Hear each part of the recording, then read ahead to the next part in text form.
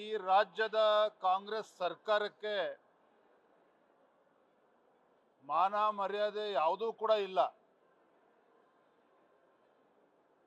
ಸಾರ್ವತ್ರಿಕ ಚುನಾವಣೆ ಸಂದರ್ಭದಲ್ಲಿ ನಾಡಿನ ಜನರಿಗೆ ಕಿವಿಗೆ ಹೂವನ್ನು ಮುಡಿಸಿ ಇವತ್ತು ಅಧಿಕಾರಕ್ಕೆ ಬಂದಿರತಕ್ಕಂಥ ಸಿದ್ದರಾಮಯ್ಯ ನೇತೃತ್ವದ ಕಾಂಗ್ರೆಸ್ ಸರ್ಕಾರ ಈ ನಾಡಿನ ಜನತೆಗೆ ಮೋಸ ಮಾಡ್ತಾ ಇದ್ದಾರೆ, ವಂಚನೆ ಮಾಡ್ತಾ ಇದ್ದಾರೆ. ಚುನಾವಣೆ ಸಂದರ್ಭದಲ್ಲಿ ಇವರು ಹೇಳಿರ್ತಕ್ಕಂಥದ್ದೇ ಒಂದು, ಈಗ ಮಾಡ್ತಾ ಇರ್ತಕ್ಕಂಥದ್ದೇ ಮತ್ತೊಂದು. ನೋಡಿ, ಕಳೆದ 20 ತಿಂಗಳಿಂದ ಬೆಲೆ ಏರಿಕೆ ಗ್ಯಾರಂಟಿನ ಬಹಳ ಯಶಸ್ವಿಯಾಗಿ ಅನುಷ್ಠಾನವನ್ನು ಮಾಡ್ತಾ ಇದ್ದಾರೆ. ಹಾಲಿನ ದರ ಜಾಸ್ತಿ ಮಾಡಿದ್ರು, ಸ್ಟ್ಯಾಂಪ್ ಡ್ಯೂಟಿ ಜಾಸ್ತಿ ಆಯಿತು, ಎಲ್ಲ ದಿನಬಳಕೆ ವಸ್ತುಗಳ ಎಲ್ಲ ಬೆಲೆಗಳು ಇವತ್ತು ಗಗನಕ್ಕೆ ಏರ್ತಾ ಇದೆ. ಪೆಟ್ರೋಲ್ ದರವನ್ನು ಕೂಡ ಜಾಸ್ತಿ ಮಾಡಿದ್ದಾರೆ.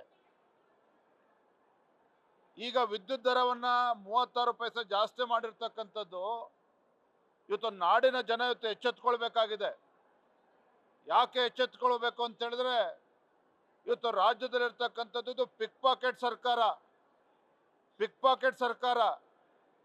ಒಂದು ಕೈಯಲ್ಲಿ ಗ್ಯಾರಂಟಿಗಳನ್ನು ಕೊಡ್ತಾ ಇದ್ದೇವೆ ಅಂತ ಹೇಳಿ ಮತ್ತೊಂದು ಕೈಯಲ್ಲಿ ಇವತ್ತು ಜನಸಾಮಾನ್ಯರಿಗೆ ಹೊರೆ ಹಾಕಿ ಬೆಲೆ ಏರಿಕೆಯನ್ನು ಮಾಡಿ ಜನರಿಂದನೇ ಕಿತ್ಕೊಳ್ತಕ್ಕಂಥ ಕೆಲಸ ಇವತ್ತು ರಾಜ್ಯ ಸರ್ಕಾರ ಮಾಡ್ತಾ ಇರ್ತಕ್ಕಂಥದ್ದು ಖಂಡಿತ ಸರಿಯಲ್ಲ. ಇದು ಇವತ್ತು ರಾಜ್ಯದ ಜನ ಯಾಕೆ ಎಚ್ಚೆತ್ಕೊಳ್ಬೇಕು ಅಂತ ಹೇಳಿದ್ರೆ, ಶಕ್ತಿ ಯೋಜನೆ ಅಂತ ಹೇಳ್ತಾರೆ.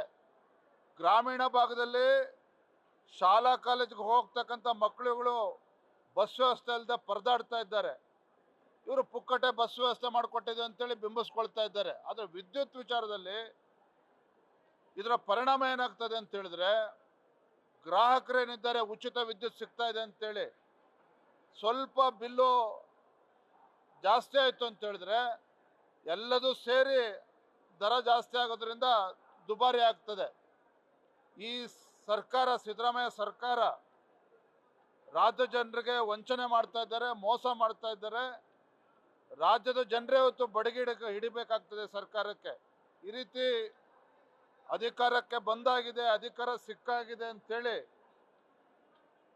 ದುರಹಂಕಾರದಿಂದ ನಡ್ಕೊಳ್ತಾ ಇದ್ದಾರೆ. ಜನರೇ ಇವರಿಗೆ ತಕ್ಕ ಪಾಠವನ್ನು ಕಲಿಸ್ತಾರೆ. ನಾನು ರಾಜ್ಯದ ಮುಖ್ಯಮಂತ್ರಿಗಳಿಗೆ ಆಗ್ರಹ ಮಾಡ್ತೇನೆ, ತತ್ಕ್ಷಣ ನೀವು ತೆಗೆದುಕೊಂಡಿರ್ತಕ್ಕಂಥ ನಿರ್ಧಾರ ಏನು 36 ಪೈಸೆ ಇವತ್ತು ಜಾಸ್ತಿ ಮಾಡಿದ್ದಾರೆ ಪ್ರತಿ ಯೂನಿಟ್ಗೆ, ಜನಸಾಮಾನ್ಯರಿಗೆ ಹೊರೆ ಆಗ್ತದೆ.